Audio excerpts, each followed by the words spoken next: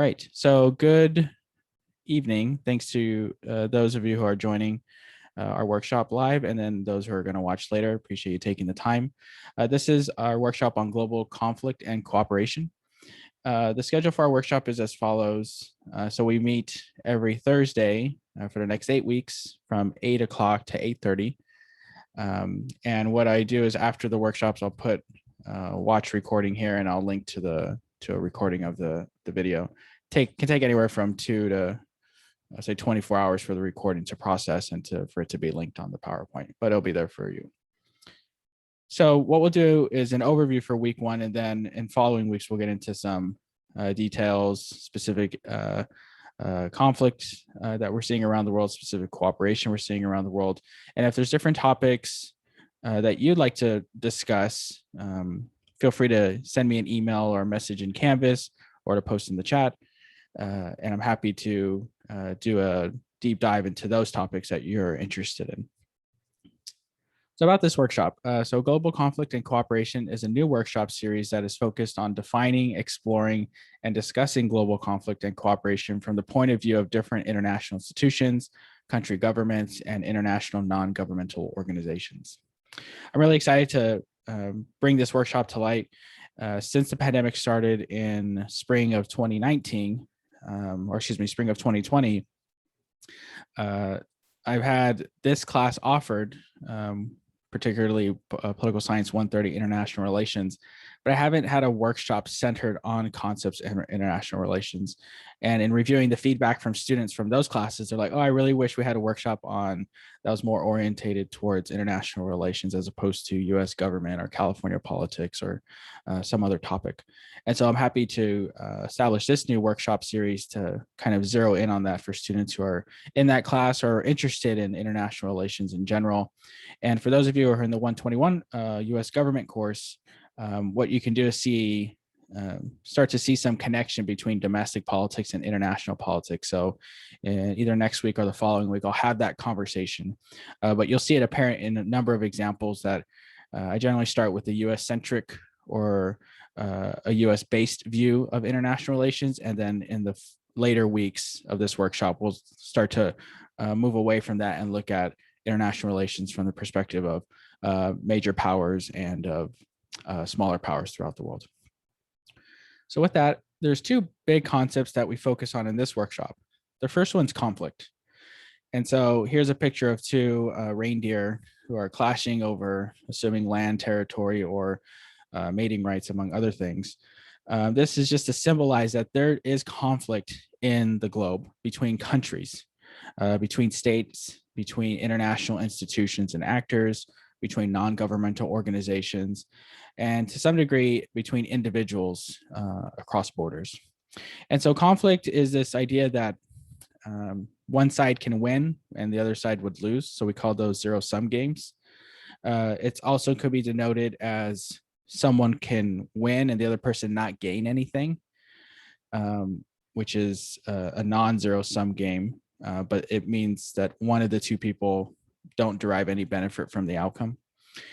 Conflict can also be viewed more practically as war between 2 countries or within a country and it's spilling over into neighboring countries. It can be viewed economically when countries that are trading partners decide to either raise tariffs, which are the cost of goods or services between each other, thereby invoking a trade war. It can be an example of 2 countries trying to decide how they want to approach their protection of a shared environmental resource, like say fishing in the Mediterranean Sea. So that would be an example of conflict because some countries are going to want to fish as much as they can while others aren't going to want to do that to preserve the fish stock and the population. Another example of conflict can be how not so much that 2 countries are in direct conflict, but they are smaller countries that might be in conflict and they are allies of larger countries that have greater military, economic, political, social resources to help position themselves in a particular region. So a couple of examples would be like the relationship between North Korea and China, or the relationship between, well, in the past at least, the Soviet Union and Cuba, and those kinds of examples where you have smaller countries next to larger countries, and it shapes the dynamic in some conflictual way. So conflict is one of the major themes that we center on in this workshop. The second theme that we focus on is cooperation. So this is the idea of countries working together, international organizations working together, international non-governmental organizations working together, some combination of those entities working together. So for example, the United Nations working with member states in order to address some kind of environmental issue, or two countries establishing a bilateral trade agreement, which basically reduces the cost of trade between two countries and obviously would help to promote businesses, development, production, and services in respective countries. We can see international environmental agreements, say multilateral ones. So it's not just two countries, but two or more or three or more countries that are willing to cooperate on standards for emissions of harmful chemicals into the air, willingness to work collaboratively, cooperatively on shared waterways or land borders for either border purposes, environmental purposes, natural resource purposes, etc. We can also see cooperation between non-governmental organizations, such as the Sierra Club working with other environmentally oriented organizations around the world to help promote state level, and when I mean state, I mean like country level and international level laws, rules, and regulations to help protect the environment. And so cooperation is the second theme that we focus on. And what's important to note here is that conflict and cooperation are all around in the world today. And so while we might center ourselves on conflictual events, there are many cooperative efforts undertaken by countries. And so it's just important to keep that in mind, that it isn't just a world that's burning and people are fighting each other all the time, or countries are fighting each other all the time. That's typically what garners attention in the news and in the media. But know that there's a lot of efforts around the world for people to work together, for countries to work together, for international organizations to work together. And so we'll explore those different examples over the next few weeks. Now, what I'd like to do is just kind of go what's in the news in the past week to give a sense of how we can utilize what's being presented in the news to highlight these aspects of conflict and cooperation. So the first one I'd like to bring to your attention is an article in The Hill, which is a Washington, D.C. based newspaper and news website. This is read by a lot of staff members who work in the Congress. And what I'll do is, let me make sure my audio is working here. Let me just check 1 second. Stop sharing for a moment so I can reset that process. And share sound. So what we'll hear is a brief clip, about 30 seconds, of giving this overview of concerns over China's Taiwan plans. So let me go ahead and play that. Concerns are growing in Washington over the possibility that China could try to invade Taiwan in the next few years. Top U.S. military officers have warned in recent months that Beijing might try to make the explosive move this decade. And recent saber-rattling, including a Chinese military amphibious landing exercise near the island, is further raising the alarm. Still, the Pentagon's top general cautioned Thursday that China would find an invasion of Taiwan to be, quote, an extraordinarily complex and difficult operation. And so I share this as an example because it basically highlights how there is the potential for conflict between a large country and what some would view as a smaller country. Obviously, the country of China doesn't view Taiwan as its own separate sovereign. They see it as a part of China, but others would view Taiwan as its own country because it has its own system of government, economy, etc. Now, for our class, one of the big questions when we read anything that's in the news is like, why does this matter to international relations? So obviously the first thing we always want to do is like learn more about the country or the countries that are involved in this either conflict or cooperative endeavor. And one thing you'll see throughout the weeks when we're zooming into different countries is a link to the Cia World Factbook and how they give it overviews of each country in the world. So things like the country flag, the map, where it is in the broader region, and then they have downloads for a one-page summary and travel facts. So I'll go ahead and pull up the one-page summary so you get a sense of what that looks like. And what's nice about this one-page summary is that it gives you an overview of the government, of the geography of that area or that region or that country, its economy with respect to how much gross domestic product, its exports, its imports, and then a picture of its society, right? In this case, this is a demographic plot that shows by age where the population is. And in this case, Taiwan seems to have a lot of people in their late 40s, in the 40 to 50 year range. That seems to be the bulk of their country at the moment, and other things. So I always include links to the Cia World Factbook's country page so that you get a sense of, all right, let me dig into this country a little bit more. What's really nice about these backgrounds is that it gives you a brief history of the country. And then from there, you can go on to explore different issues like geography, people and society, the environment, and so on. So those are there for you to explore as we start to unpack these moments of conflict or of cooperation. So one reason why this matters to international relations is that it offers us, it relates to a historical analogy. So if you've taken a US history class or you've taken a world history class, you should hear about the United States and Cuba during the Cold War. You'll certainly hear about the United States and the USSR, but you'll also hear about the United States and Cuba during the Cold War. So this was the time from, let's say, President Eisenhower through President Kennedy, and then all the way until President Reagan in the late 80s. And this, what we're seeing today with China and Taiwan is similar to what the United States experienced with Cuba.